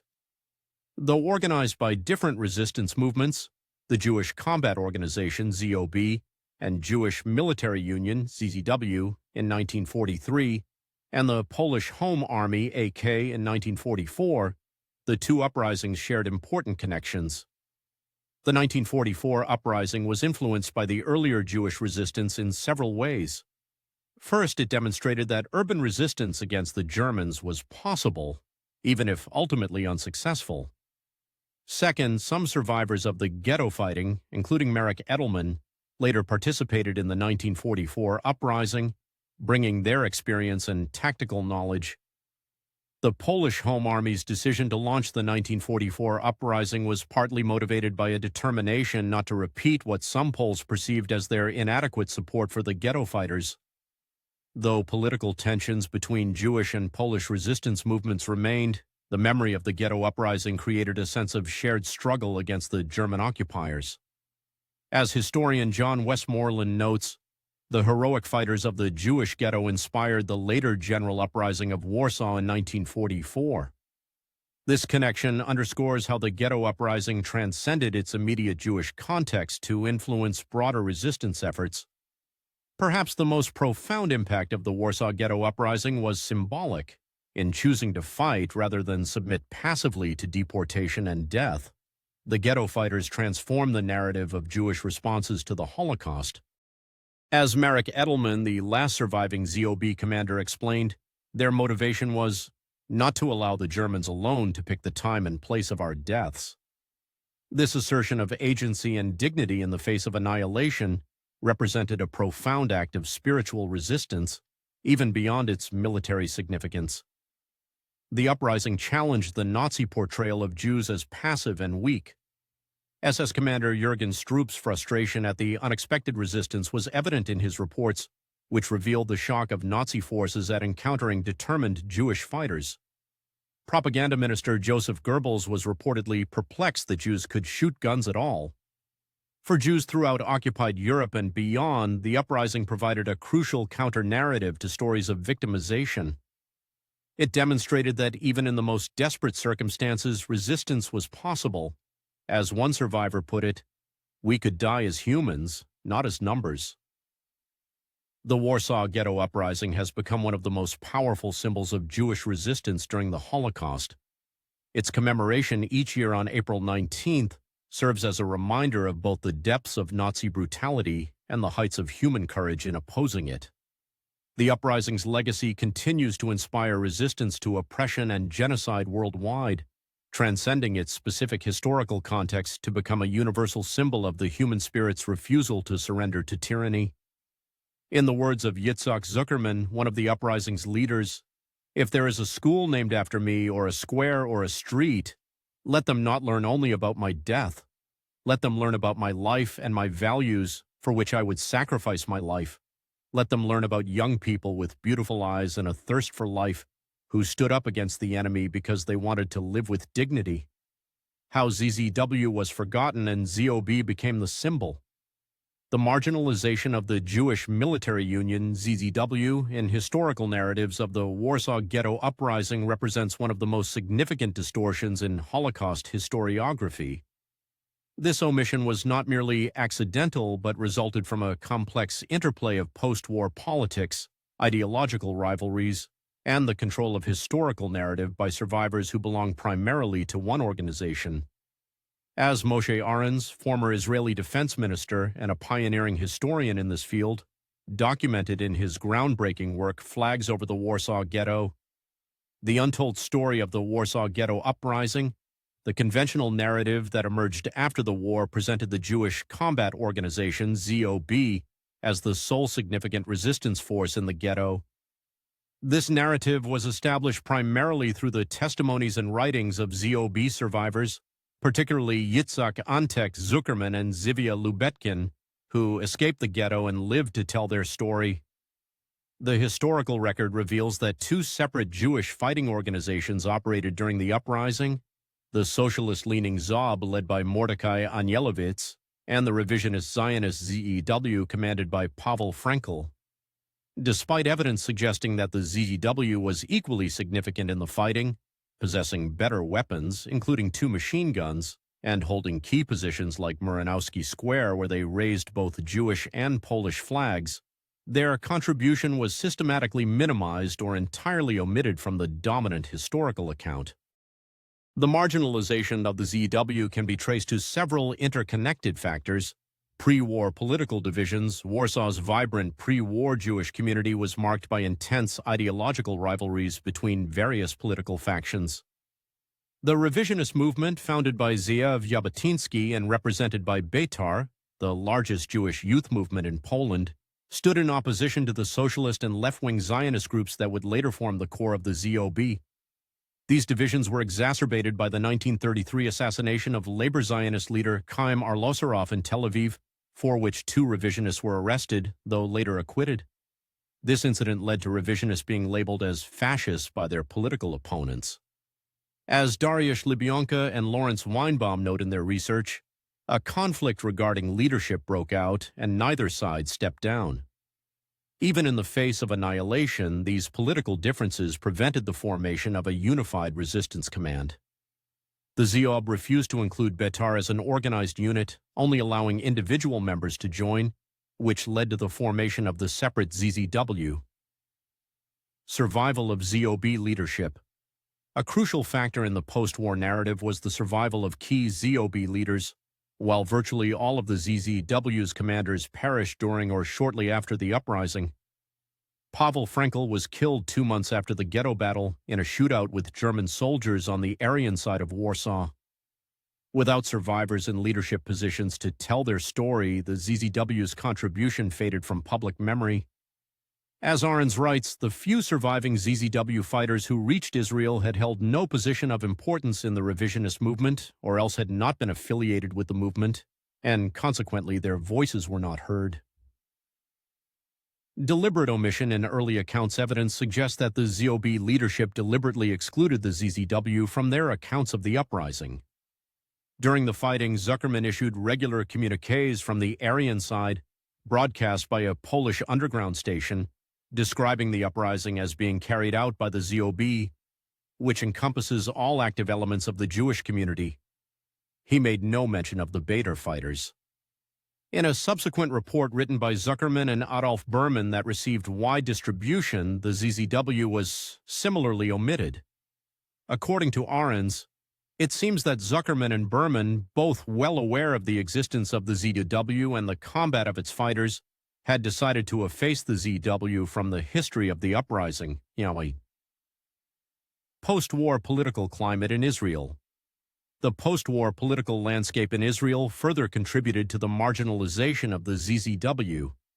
The socialist Zionist factions that had participated in the uprising merged into Israel's Labor Party, which dominated Israeli politics for decades. They had little interest in highlighting the role of their revisionist rivals, who were now their political opponents in Menachem Begin's Herut Party, a forerunner of Likud. As Ahrens notes, the issue did not seem to have been anywhere near the top of Begin's political agenda either, as the revisionist leadership was focused on current political battles rather than historical recognition. Beginning in the 1980s, efforts to correct the historical record gained momentum, though progress has been slow and often contentious.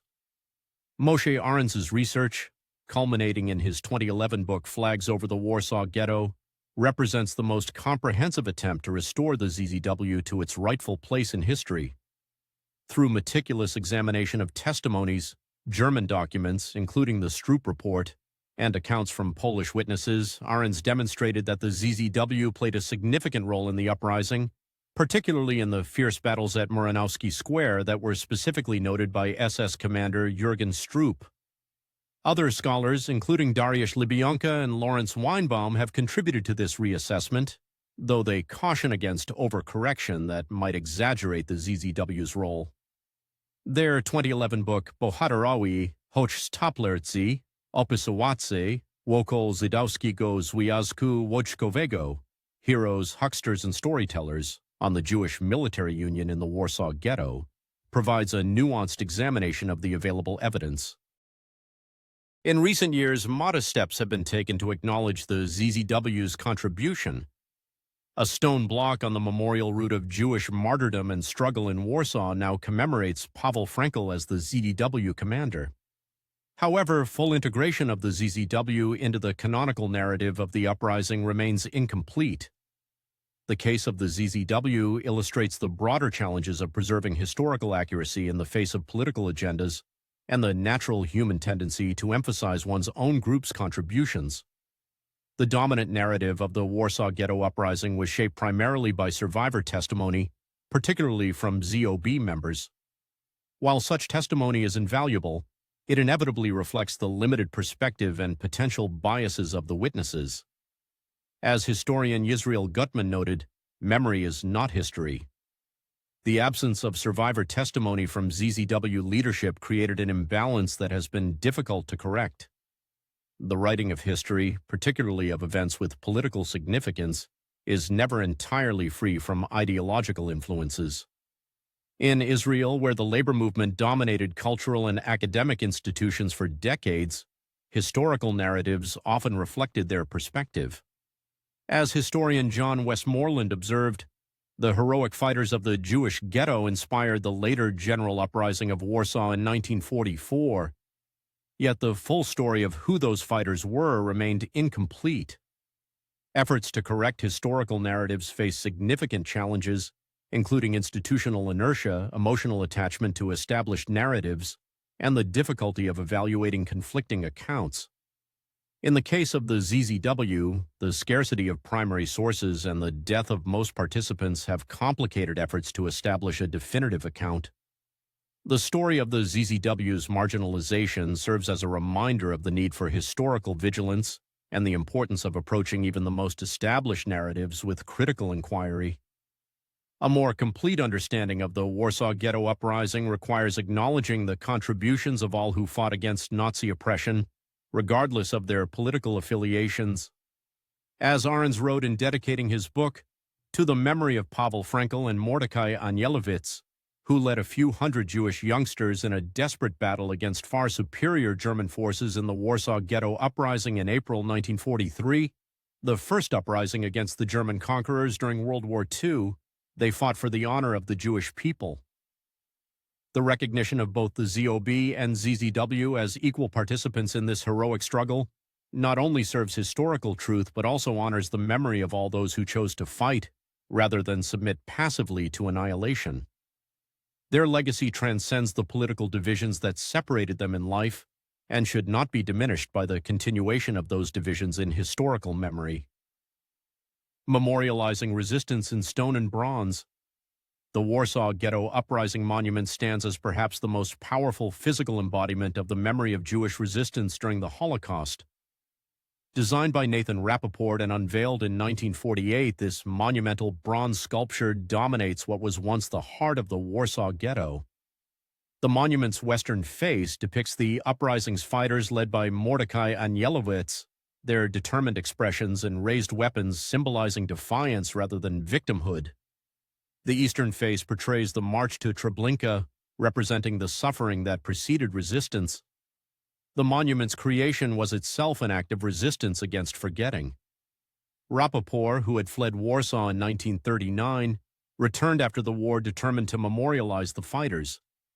He faced significant challenges, including material shortages in war-ravaged Poland and political complications. The monument was ultimately cast in bronze that some accounts suggest came from German artillery pieces melted down for this purpose, a powerful symbolic transformation of instruments of destruction into a memorial for the destroyed. When German Chancellor Willy Brandt visited the monument in 1970, he spontaneously fell to his knees in what became known as the Warsaw genuflection, a profound gesture of atonement that resonated globally. This moment transformed the monument into something more than a memorial to Jewish resistance. It became a universal symbol of reconciliation and acknowledgement of historical wrongs. Beyond this central monument, other physical memorials dot Warsaw's landscape. The Umschlagplatz monument marks the site where Jews were gathered for deportation to Treblinka. The monument route of Jewish martyrdom and struggle traces the boundaries of the former ghetto with stone markers. The monument to the fallen and murdered in the East acknowledges the fate of Polish citizens deported eastward by the Soviets. Together, these create a complex memorial landscape that reflects the multifaceted nature of wartime suffering and resistance. Museums have become crucial institutions for preserving and interpreting the history of the Warsaw Ghetto Uprising. The Poland Museum of the History of Polish Jews, opened in 2013 on the site of the former ghetto, presents the uprising within the broader context of 1,000 years of Polish Jewish history. Its narrative approach emphasizes that the fighters were not only victims of Nazi persecution but heirs to a rich cultural tradition. In Israel, Yad Vashem's Holocaust History Museum includes a significant section on the Warsaw Ghetto Uprising, placing it within the broader context of Jewish resistance during the Holocaust. The Ghetto Fighters House Museum, Beit Lohemei Hagetaut, founded in 1949 by survivors including Yitzhak Zuckerman and Zivia Lubetkin, was the first Holocaust museum in the world and remains dedicated specifically to the commemoration of Jewish resistance. The Museum of the History of Polish Jews in Warsaw and the Jewish Historical Institute house the Ringelblum Archive, thousands of documents collected by Emanuel Ringelblum and his Oneg Shabbat group that document life and death in the Warsaw Ghetto. This archive, parts of which were recovered from milk cans and metal boxes buried beneath the ghetto, provides invaluable primary source material about resistance efforts and daily life. In recent years, digital memorialization has expanded access to these histories.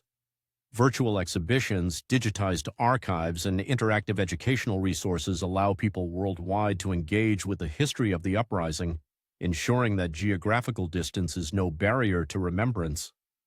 Israel and Poland approach commemoration of the Warsaw Ghetto Uprising through distinct lenses that reflect their different national narratives and historical experiences.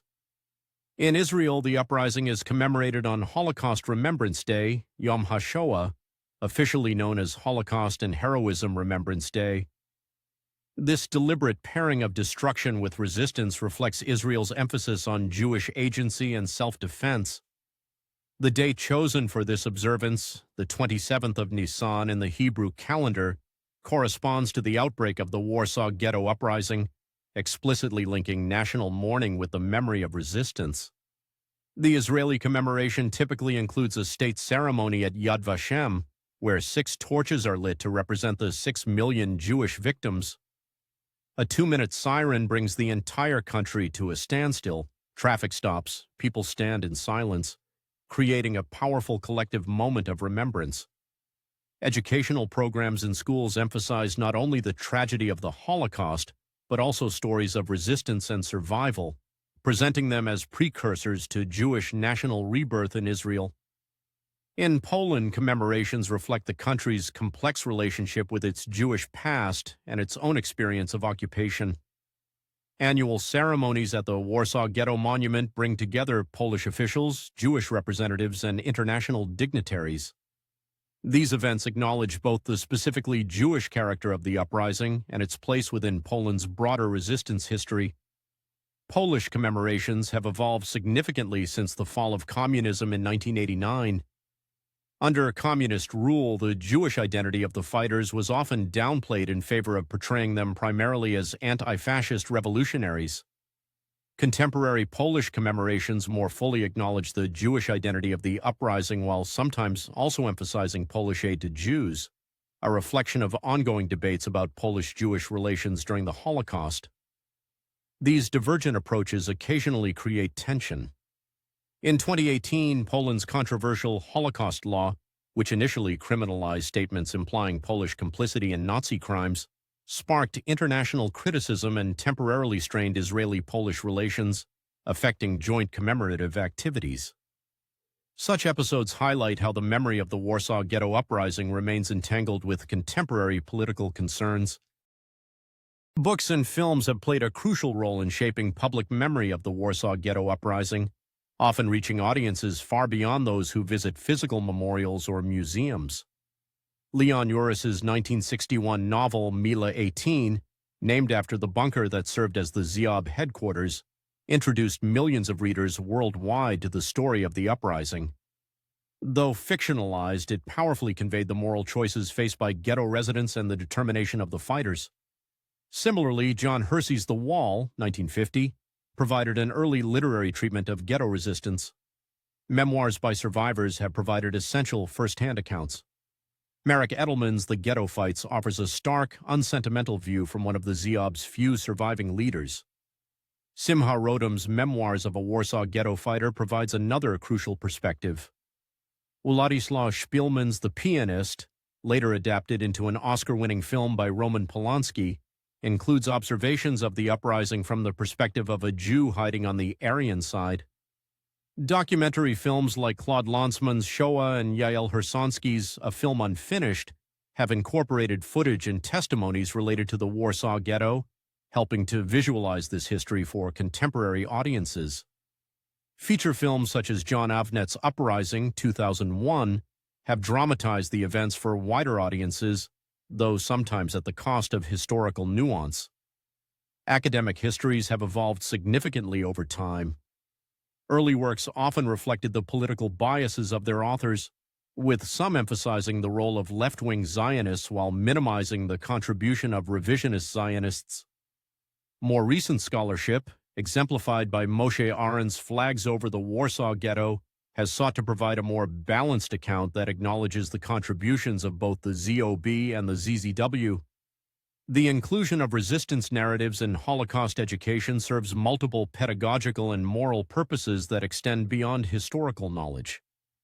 First, teaching about resistance counters the misconception that Jews were passive victims who went like sheep to the slaughter, a harmful stereotype that emerged even during the war.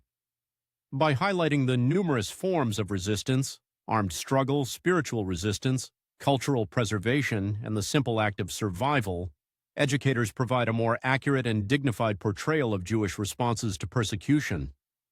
Second, resistance stories offer crucial moral lessons about human agency under extreme conditions.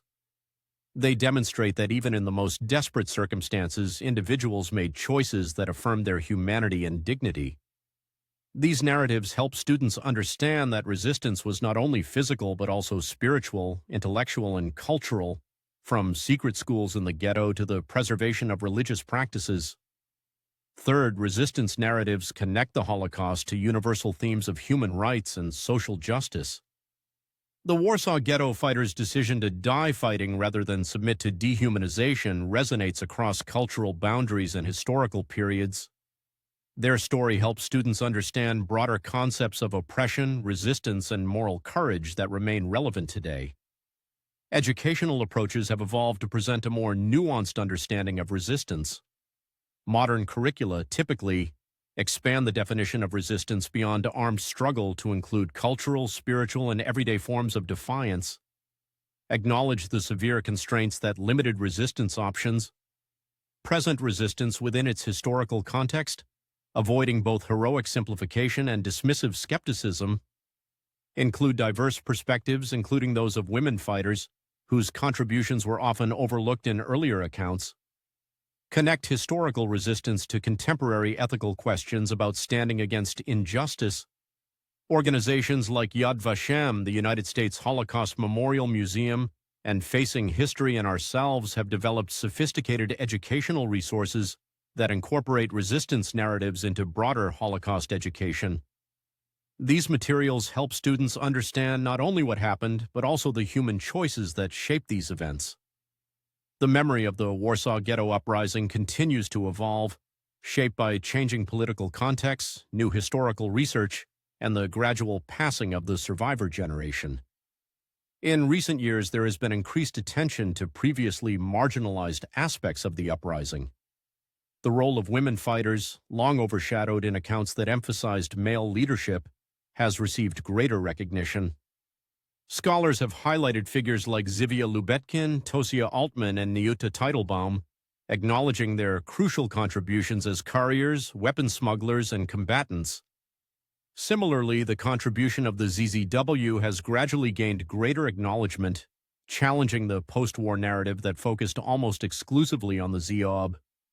This more inclusive approach reflects broader trends in Holocaust historiography toward recovering forgotten voices and challenging simplified narratives. As direct witnesses to the uprising diminish in number, commemoration increasingly relies on second- and third-generation memory carriers. Descendants of survivors have taken active roles in preserving and transmitting these histories, often bringing new perspectives and questions to their interpretation.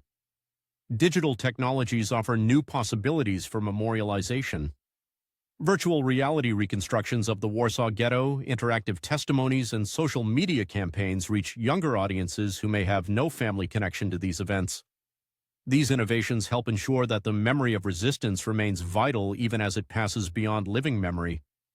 The Warsaw Ghetto Uprising's legacy extends beyond Holocaust remembrance to influence broader discussions about resistance to oppression worldwide.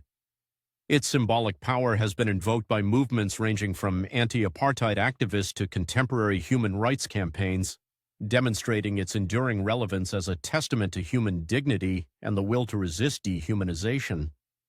In this way, the memory of the fighters continues to serve not only as a historical lesson, but as an ongoing moral challenge, reminding us, as Merrick Edelman suggested, that the most important thing is not how one dies, but how one lives in the face of overwhelming evil.